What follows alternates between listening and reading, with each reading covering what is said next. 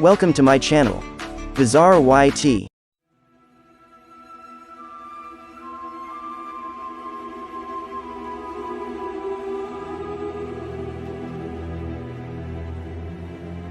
This coffin was carved at the end of the Egyptian Empire more than 2,500 years ago, but it's what's inside that's intriguing modern-day archaeologists. The remains inside the coffin we don't know really anything about.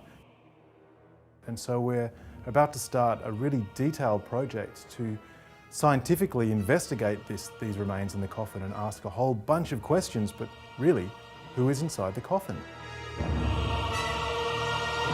Up until last year, no one realised that it was full of human remains. The coffin languished within the sandstone walls of Sydney University for more than 150 years, bequeathed by the Nicholson Museum's founder, Sir Charles Nicholson. The latest modern technology is being used to try to solve this ancient mystery. The first step is to laser image the coffin and its contents to create a high-resolution 3D model. We have an archival record of the current situation, the current configuration of every little piece that's in the mummy before it's disturbed. Coffins don't always hold the remains that they were intended for. Often the mummies were discarded, although Egyptian antiquity sellers would put another one in if a customer requested it. The hieroglyphics on this coffin say that it was intended for a priestess called Mer-Neith-it-es. Do we have the remains of Mer-Neith-it-es inside? We don't know. That's why we're doing this. These days, it's extremely rare that mummies are investigated like this. Archaeologists usually consider it unethical to disturb human remains, but these artefacts are in desperate need of preservation.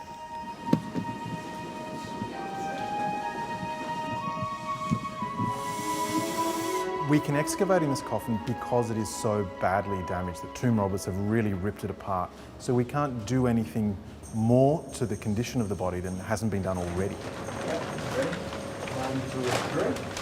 The next stage is to take the coffin off-site for a detailed CAT scan. I've never done anything like this before. I hardly got any sleep last night. All this fiddling is to see that we could actually get the entire coffin in one go. Yes, it fits. The scanner is designed for the bigger patient and also for the bigger coffin. This isn't Professor John Magnuson's typical patient, but he's finding clues amongst the jumble of remains. Wow. So you can see wrapping and bone, and there's two knees, and there's feet. Finding the feet, as well as the sacrum bone, which is part of the spine, is a significant discovery. We can start to make judgments about how old they are, because once the growth plates fuse and you start to move into adulthood, that becomes pretty obvious. So it's older and it's got some early degenerative changes on it.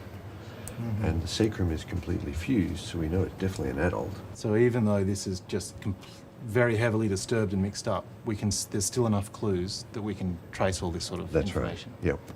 This is so exciting. Yeah. We know that Mer-Neith-it-es herself, this priestess or this woman for whom the coffin was made, was an adult. And the joints in those bones say, yeah, they're the remains of an adult. And actually, they're the remains of an adult who's sort of 30 plus. A few weeks later, back at the University of Sydney, the physical excavation is underway. The CT scans showed that part of the feet and possibly part of the ankles were there preserved within their bandages. But today's the day that we actually lift them. Are you ready for this one? Egyptologist Dr. Connie Lord has been painstakingly sifting through the layers of debris to reach the feet. 1, 2, 3.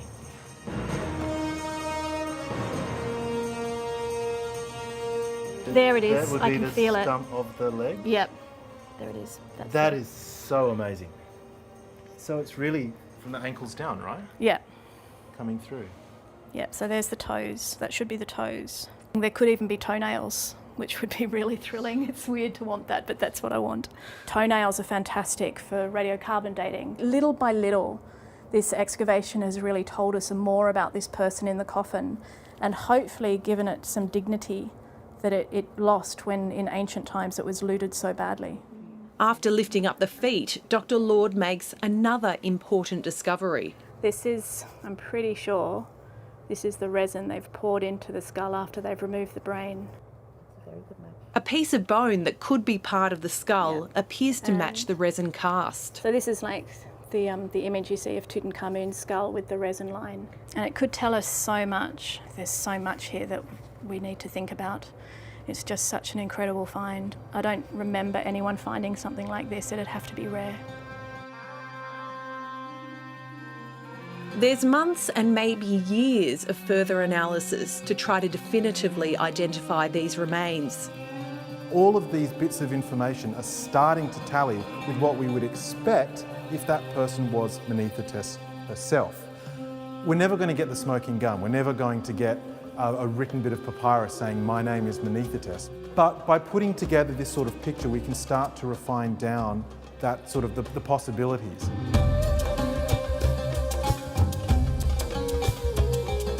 Mer-Neith-it-es and 3 other mummies will soon be exhibited in a new museum at the university. The Egyptians often had a very common refrain that was painted onto the inside of their tombs or written on their coffin, which would translate as something like, speak my name so that I may live again. Those 4 individuals will be able to be displayed and together ask about what were their lives like, to speak their names so that they can live again.